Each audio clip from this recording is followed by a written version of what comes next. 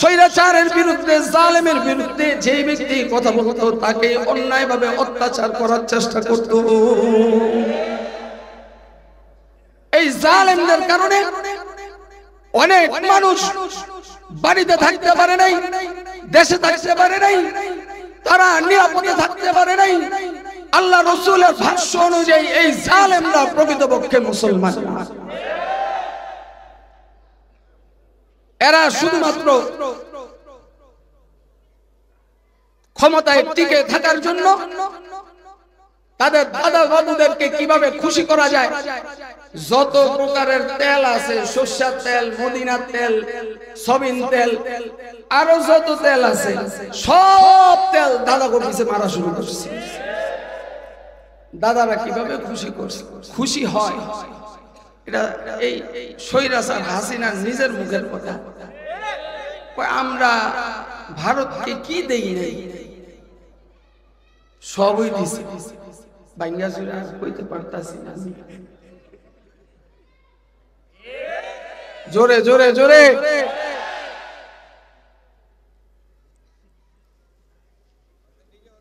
এমন কিছু নাই যেটা দেই নাই। ক্ষমতায় টিকে থাকার জন্য যা যা করার তাই করছে। যেভাবে ফেরাউন নিজের ক্ষমতা টিকিয়ে রাখার জন্য রব পর্যন্ত দাবি করছে। আরো জোরে কোন, রব পর্যন্ত দাবি করছে, আনা রাব্বুকুমুল আ'লা, আনা রাব্বুকুমুল আ'লা, আমি সবচাইতে বড় খোদা। নিজেও জানতো সে 2 নাম্বার খোদা, নিজেও জানতো সে 2 নাম্বার খোদা।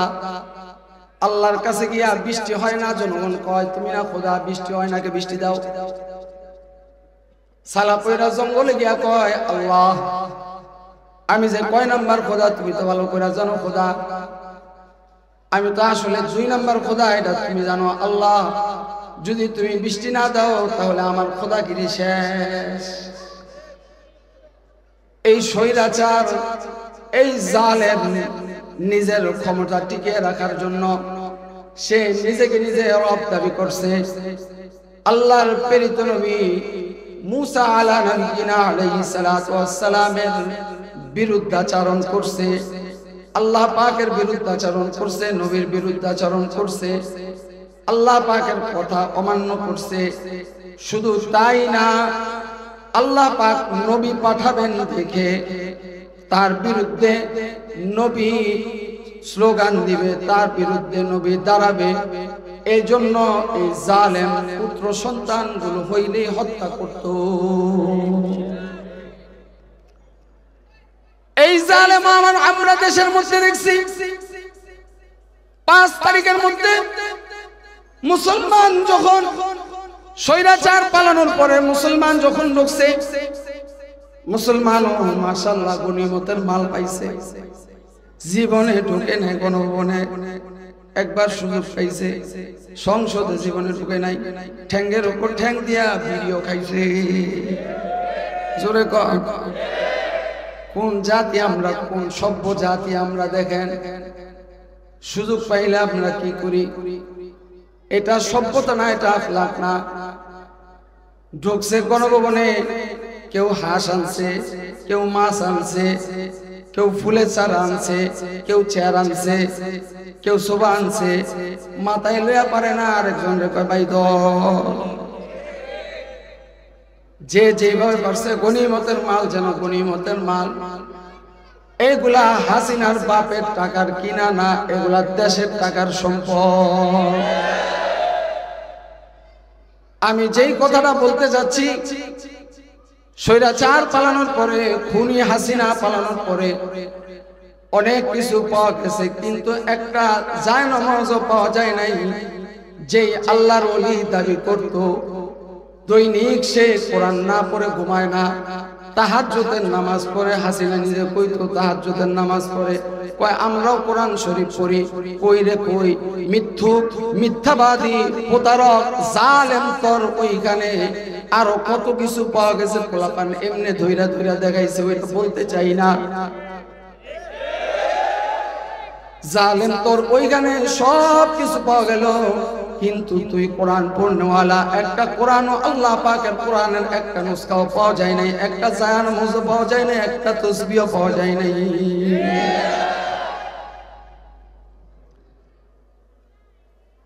ঈমানদার কেমন হওয়া চাই? ঈমানদার তো এমন হওয়া চাই যে ঈমানদার আরেকজন ঈমানদারের কাছে নিরাপদ, কাফেরের কাছে মুসলমান নিরাপদ না, বেঈমানের কাছে মুসলমান নিরাপদ না। কিন্তু একটা মুসলমান আরেকটা মুসলমানের কাছে নিরাপদ।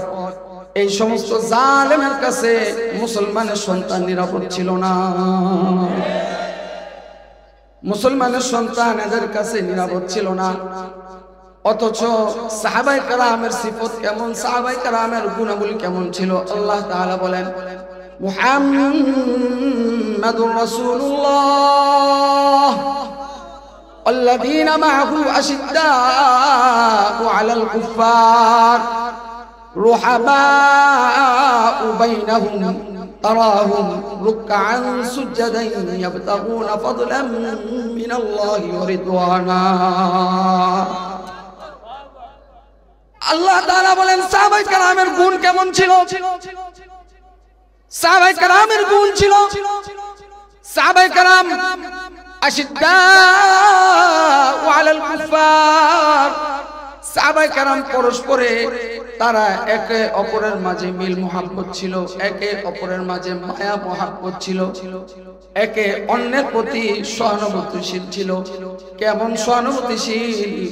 মক্কা থেকে হিজরত করে যে সমস্ত ভাইরা, যে সমস্ত ঈমানদার ভাইরা, যে সমস্ত মুসলমান ভাইরা মক্কা থেকে হিজরত করে মদিনায় গেছে, মদিনা যাওয়ার পর তারা ওই দেশের মধ্যে নতুন নাগরিক, তাদের থাকার মতো জায়গা নাই। কেমন ভ্রাতৃত্ব তাদের মধ্যে ছিল, কেমন ভ্রাতৃত্ব, কেমন মোহাব্বত তাদের মধ্যে ছিল। নিজের একটা ঘর ছাইরা দিছে আরেকটা ভাইয়ের জন্য, দুইটা স্ত্রী, একটা স্ত্রী তালাক দিয়া দিছে আরেকটা ভাইকে বিবাহ করার জন্য। আরো জোরে কোন সুবহানাল্লাহ।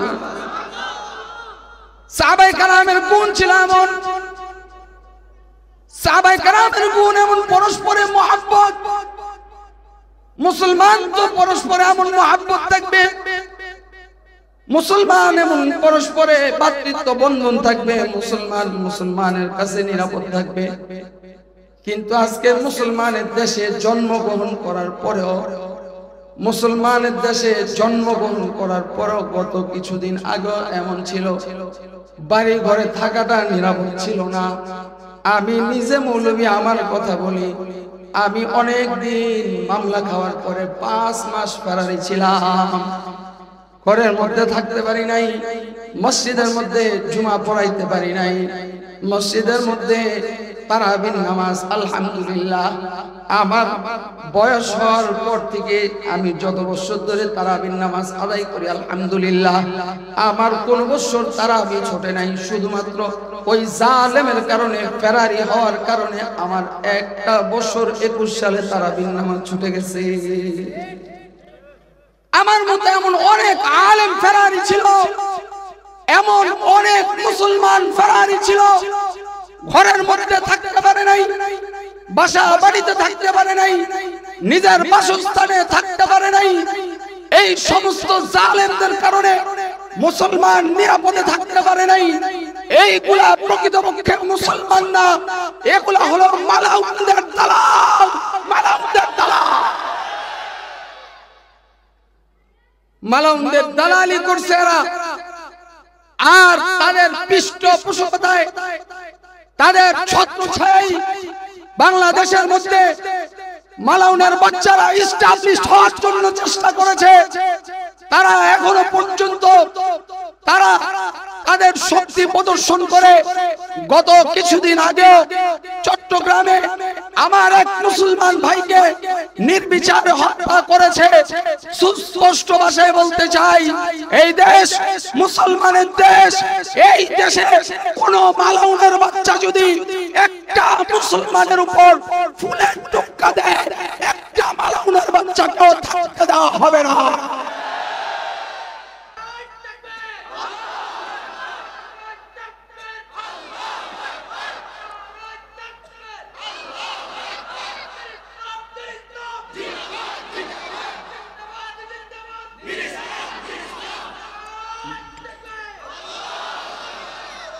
এই সমস্ত জালেমরা মুসলমানকে এস্টাবলিশ করতে চায় নাই, তারা মুসলমানকে ধ্বংস করতে চেয়েছে। মুসলমানের ঈমান, মুসলমানের তাহজিব তামাদ্দুন তারা ধ্বংস করতে চেয়েছে। আমরা দেখেছি এক একটা পূজার মধ্যে কোটি কোটি টাকা বরাদ্দ দেওয়া হতো, মুসলমানকে কোনো সুযোগ সুবিধা দেওয়া হতো না। তারা ওই দেশে আস্তে আস্তে চাইছিল এই দেশটাকে ভারতের অঙ্গরাজ্য বানাই। এই দেশে তারা হিন্দুত্ববাদ প্রতিষ্ঠা করবে, মনে মনে দুধ কলা খাইছে। আপনারা দেখছেন একের পর এক যেগুলা বিগত সময় কখনো হয় নাই, বাংলাদেশের ইতিহাসে কখনো হয় নাই। এই জালেমের বাচ্চারা যেইভাবে দেশটার 12টা বাজাইছে, ঠিক এইভাবে ইসলামেরও 12টা বাজাইছে। কয়দিন পর পর এক একটা ডেলিভারি দিত। গত বছর আপনার সব কিরে বান্দরের বাচ্চা বানাইছে। জোরে কর। আমি তখন বলছিলাম শেখ হাসিনা বান্দরের বাচ্চা। আস্তে কয়, জোরে কর। কারণ মানব সৃষ্টির ইতিহাস যদি বানর থেকে হয়, এই মুরগি চোরা বাপ রে বাপ,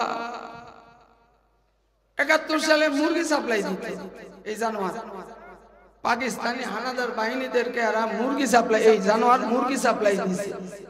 এ ছিল সবচেয়ে বড় রাজাকার। আর সে মুক্তিযুদ্ধের চেতনা স্লোগান দিয়ে দিয়ে মাইক ফাটিয়ে ফেলতো। এইগুলা ছিল দেশের শত্রু, এইগুলা ছিল জনগণের শত্রু। এরা কখনো ইসলামের বন্ধু না, এরা কখনো ইসলামের বন্ধু হতে পারে না। এরা একের পর এক এখনো পর্যন্ত ষড়যন্ত্র করে যাচ্ছে। হ্যাঁ মুসলমান, ভালো করে শুনেন। হ্যাঁ যুবক, ভালো করে কান খুলে শুনো। এই দেশ তোমার আমার বাংলাদেশ, এই দেশ তোমার আমার দেশ। এই দেশের তাহজিব তামাদ্দুন, এই দেশের সার্বভৌমত্ব রক্ষা করা এটা তোমার আমার দায়িত্ব। প্রতিজ্ঞাবদ্ধ হও, যদি এই দেশে 1 ইঞ্চি মাটি কোন জালেমের বাচ্চা, কোন হিন্দুর বাচ্চা যদি নিতে চায়, তাহলে তাকে জ্যান্ত পুঁতে ফেলা হবে।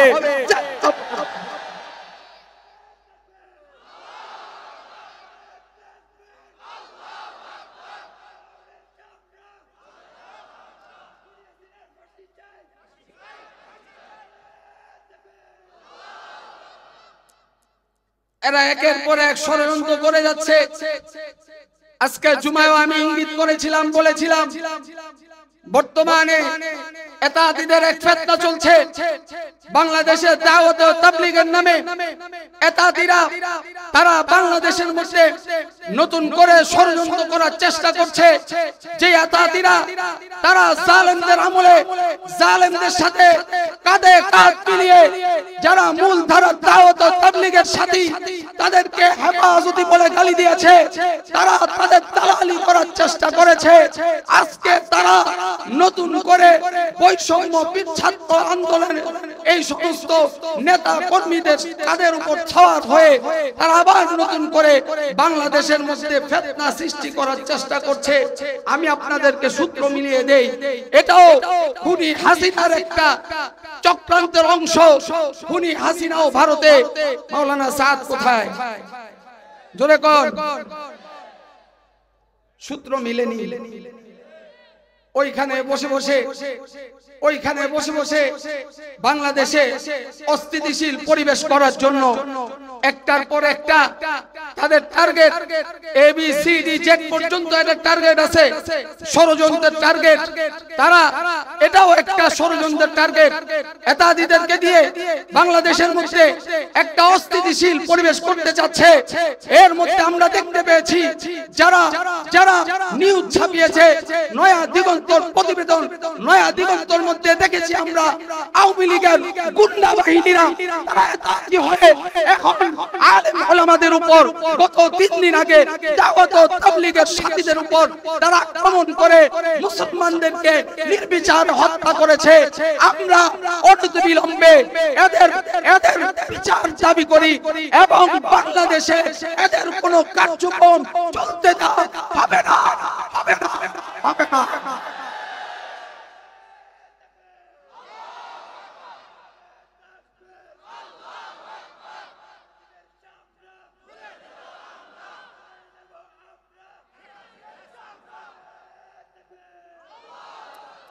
হ্যাঁ যুবকরা, প্রত্যেক মসজিদে মসজিদে লিখে দিবা এতাদিদের প্রবেশ নিষেধ। যদি তওবা করে আসতে পারে তাহলে আসবে, না হলে কান ধরে মসজিদ থেকে বের করে দেওয়া হবে। অনেক সহ্য করেছি, আর সহ্য করব না আমরা। অনেক আওয়াজ করে কি আসতে বলে। ফাঁকা জায়গা আছে, ফাঁকা জায়গা বসেন, যারা দাঁড়িয়ে আছেন বসেন। আমরা অনেক ষড়যন্ত্র দেখেছি, আমরা সূত্র মিলিয়েছি, এটাও তাদের একটা ষড়যন্ত্রের অংশ। তারা ষড়যন্ত্র করে যাচ্ছে, কিন্তু যতই ষড়যন্ত্র করো চান্দু কোনো লাভ হইব না, আর কোন লাভ হইব না। শেষ চা খাওয়ার খাইছে, কম খাও নাই, বহুত খাইছে, বহুত খাইছে, আর খাওয়ার সুযোগ খাইতে খাইতে খাইতে খাইতে খাইতে খাইতে এখন বদহজম হয়ে গেলে যেমন বমি করে, বমি করে এখন সবগুলা হসপিটালে, দেশের বাইরে হসপিটালে।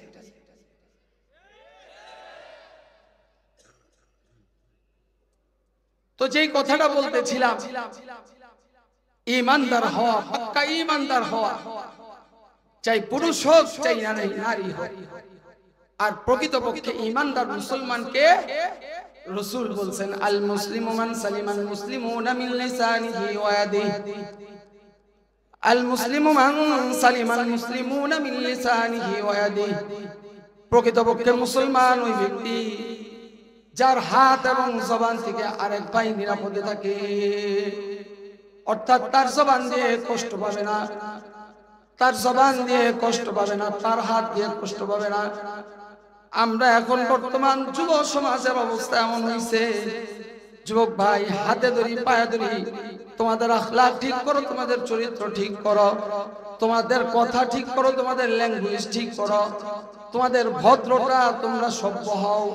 সবাই যে অভদ্র সেটা বলতেছি না, যারা অভদ্র আচরণ করে, মুরব্বীদের সাথে বেয়াদবি করে, তাদেরকে বলছি মুরব্বীদেরকে শ্রদ্ধা করো। একটা জামানায় দেখছি মুরব্বীদেরকে দেখলে দূর থেকে সালাম দিত, আসসালামু আলাইকুম ওয়া রাহমাতুল্লাহ। এখন উল্টা হয়ে গেছে, মুরব্বীরা সালাম দিল, মুখটা মনে হয় বোবাই ধরছে, বোবা জেনে ধরছে, জোরে কর। সালাম দিল, সালাম এবার চায় না। মুরব্বীদেরকে দেখলে সালাম দিবা, মুরব্বীদেরকে শ্রদ্ধা করবা, মুসলমানের আখলাক গ্রহণ করো। তোমাকে একজন গালি দিলে তুমি ধৈর্য ধারণ করা, একটু সবর আর ধৈর্য করো, ধৈর্য ধরো। তুমি যদি ধৈর্য ধরো, সহনশীল হও, আল্লাহ তাআলা বলেন ইন্নাল্লাহা মা'আস সাবিরিন, আল্লাহ তাআলা ধৈর্যশীলদের সাথে থাকেন, বলেন সুবহানাল্লাহ। ধৈর্যশীলদের সাথে থাকেন। তুমি কিছু বলো নাই, তুমি ধৈর্য ধরছো, তো আল্লাহ তাআলা তার বিচার আল্লাহ নিজেই করে দিয়েছে। এইজন্য হাদিস শরীফের মধ্যে রাসূল আরবি সাল্লাল্লাহু আলাইহি ওয়াসাল্লাম বলেন ইরহামু মান ফিল আরদি ইয়ারহামুকুম মান ফিস সামা। ইরহামু মান ফিল আরদি ইয়ারহামুকুম মান ফিস সামা। তোমরা দয়া করো, তোমরা দয়া করো, তোমরা রহম করো মান ফিল আরদ, জমিনবাসীর উপর, ইয়ারহামুকুম মান ফিস সামা, আসমানওয়ালা তোমাদের উপর দয়া করবে। তো আল্লাহ তাআলার এক নম্বর কথা ঈমানদার হওয়া, পাক্কা ঈমানদার হওয়া। দুই নম্বর কথা আল্লাহ তাআলা বলেন মান আমিলা সালিহান, দুই নম্বর নির্দেশ হলো নেক আমল করা, নেক আমল করা, নেক আমল করা। দুইটা কাজ, এক নম্বর পাক্কা ঈমানদার হওয়া, দুই নম্বর নেক আমল করা। নেক আমল করা যদি এই দুইটা কাজ কেউ করে, আল্লাহ অন্য আয়াতের মধ্যে বলেন ইন্নাল্লাযীনা আমানু ওয়া আমিলুস সালিহাত কানাত লাহুম জান্নাতুল ফিরদাউসি নুজুলা। যারা ঈমান আনয়ন করবে, নেক আমল করবে, আল্লাহ তাআলা তাদেরকে জান্নাতের মেহমান বানায় দিবে। নেককার করনে ওয়ালা, নেক আমল করনে ওয়ালা, যারা নেক আমল করবে, যারা ঈমানদার হবে। আলোচনা আমি ইতি টানতেছি, কাজ দুইটা। এক নম্বর পাক্কা ঈমানদার হওয়া, দুই নম্বর নেক আমল করনে ওয়ালা হওয়া। যদি নেক আমল করনে ওয়ালা হয় আর ঈমানদার হয়, তাহলে দুনিয়া থাকা অবস্থায় তারা জান্নাতের খুশখবরি পাইতে থাকবে। কারণ আল্লাহ তাআলা আমাদেরকে বানাইছেন আল্লাহর গোলামি করার জন্য। ওয়া মা খালাকতুল জিন্না ওয়াল ইনসা ইল্লা লিয়াবুদুন।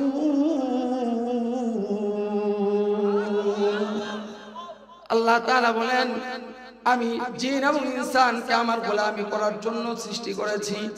মা খালাকতুল জিন্না ওয়াল ইনসা বাখাওয়া, জুজ ইবাদত নিস্তে মকসুদ আস জাহা, जुज़ इबादत निस्त मक़सूद अस जहाँ। ये ज़मीं मेरे लिए है, आसमां मेरे लिए, ये ज़मीं मेरे लिए है, आसमां मेरे लिए, और है मसरूर खदमत कुल जहाँ मेरे लिए, और है मसरूर खदमत कुल जहाँ मेरे लिए। আল্লাহ তাআলা আমাকে আপনাকে সৃষ্টি করেছেন আল্লাহর গোলামি করার জন্য, আর পুরা জাহানকে আল্লাহ তাআলা আমাদের গোলামি করার জন্য আল্লাহ সৃষ্টি করেছেন। এই জন্য কাজ দুইটা, এক নাম্বার পাক্কা ঈমানদার হওয়া, দুই নাম্বার নেক আমল করনে ওয়ালা হওয়া। লুকমি মুতাওয়াজ্জিহান ইলাল হুজুর, লুকমি মুতাওয়াজ্জিহান ইলাল হুজুর। আল্লাহ তাআলা দুইটা কাজ করার জন্য বলছেন। দুইটা কাজ করলে পুরস্কার কয়টা? জোরে, আরো জোরে। পুরস্কার কয়টা? আল্লাহ তাআলা পুরস্কার ঘোষণা করেন ফালানুহইয়ান্নাহু হায়াতান তাইয়্যিবা। এক নাম্বার পুরস্কার আল্লাহ তাআলা বলেন আমি আল্লাহ তোমাদেরকে একটা পুত পবিত্র, একটা সুখীময় জীবন দান করব। আল্লাহ তাআলা এমন জিন্দেগি দান করবেন যে জিন্দেগির মধ্যে কোনো পেরেশানি নাই, জিন্দেগির মধ্যে কোনো পেরেশানি নাই। আল্লাহ তাআলা সুখময় জীবন দিবেন, পবিত্র হায়াত আল্লাহ তাআলা দিবেন। মওতের সময় ফেরেশতারা বলবে আল্লাহ তাখাফু ওয়া লা তাহজানু ওয়া আবশিরু বিল জান্নাতিল্লাতী কুনতুম তুআদুন। এই তোর কোনো টেনশন নাই, তোর কোনো পেরেশানি নাই, তুই দুইটা কাজ করছস, আল্লাহ তাআলা তোর জন্য যে জান্নাত নির্ধারণ করছে ওই জান্নাতের খুশখবরি, ওই জান্নাতের খুশখবরি গ্রহণ কর, ওই জান্নাতের সুসংবাদ গ্রহণ কর। ফেরেশতারা আল্লাহ তাআলার জান্নাতের দিকে আহ্বান করতে থাকবে। আল্লাহ তাআলা বলেন ওয়াসিকাল্লাযীনা তাকাউ রাব্বাহুম ইলাল জান্নাতি সুমারা হাত্তা ইযা জাউহা ফুতিহাত আবওয়াবুহা ওয়া ক্বালা লাহুম খাযানাতুহা সালামুন আলাইকুম তিবতুম ফাদখুলুহা খালিদিন। জান্নাতের দরজাগুলো খুলে দেওয়া হবে আর বলবে ওয়েলকাম, ওয়েলকাম, ওয়েলকাম, আসো জান্নাতের মধ্যে আসো, পুত পবিত্র হয়ে জান্নাতের মধ্যে আসো। এই আয়াতের তাফসীরের মধ্যে মুফাসসিরিন کرام লিখেন আল্লাহ তাআলা জান্নাতের আগে একটা নহর রাখবেন, একটা নহর রাখবেন, যেই নহরের মধ্যে প্রত্যেকটা ঈমানদারকে গোসল করাইয়া পুত পবিত্র বানাইয়া আল্লাহ তাআলা ফেরেশতার মাধ্যমে জান্নাতে প্রবেশ করায় দিবে। আর বলবে ফাদখুলুহা খালিদিন, সব সময় থাকো। এক নম্বর পুরস্কার আল্লাহ বলেন ফালানুহিয়ান্নাহু হায়াতান তাইয়্যিবা, আমি তোমাদেরকে এক পুত পবিত্র জিন্দেগি দান করব, সুখময় জীবন দান করব। দুই নম্বর ওয়ালানাজিয়ান্নাহুম আজরাহুম বিআহসানি মা কানু ইয়ামালুন, আল্লাহ বলেন যে উত্তম উত্তম নেক আমলগুলো দুনিয়ার মধ্যে করছো, এই নেক আমলের বিনিময়ে আমি আল্লাহ তোমাদেরকে উত্তম প্রতিদান দিব, অর্থাৎ আমি আল্লাহ তোমাদেরকে জান্নাত দান করব। আমি যে হাদিস পাঠ করছি, রাসূল বলেন আল কাইয়িসু মান দানা নাফসাহু ওয়া আমিলা লিমা বা'দাল মাউত, বুদ্ধিমানকে, বিচক্ষণকে, আকলমানকে, যে ব্যক্তি মওতের পরের জিন্দেগীর জন্য নেক আমল করে, ঈমানদার হয়, নেক আমল করে, সেই ব্যক্তি বুদ্ধিমান। আল্লাহ তাআলা আমাদের সকলকে এই দুইটা কাজ করার তৌফিক দান করেন এবং সকলকে আল্লাহ তাআলা পাক্কা ঈমানদার হওয়ার, নেক আমল করনেওয়ালা হওয়ার তৌফিক দান করেন। আমিন। ওয়া আখিরু দাওয়ানা আনিল হামদুলিল্লাহি রাব্বিল আলামিন।